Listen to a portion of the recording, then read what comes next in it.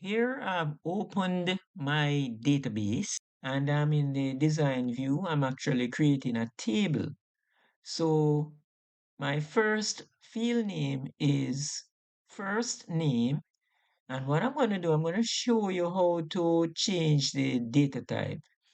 Now, the first name would have letters of the alphabet, which are put together to form words, such as the first name, for example, would be Paul, John, or Samuel. Okay?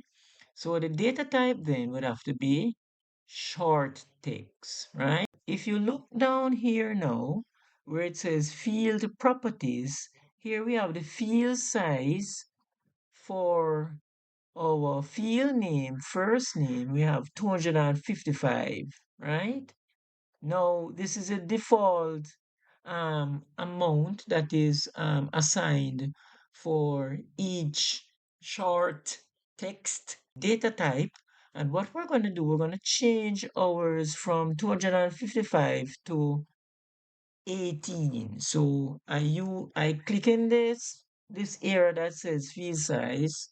I press the backspace button on my keyboard and then I'm going to type 18.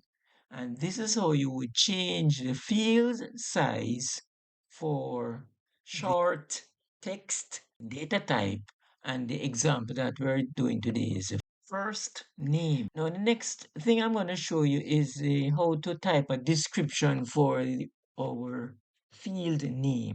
So it's going to give us an idea of what the word first name represents. All right, so we're going to put here this represents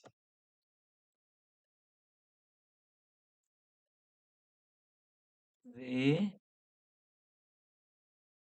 first name for the customer in our customer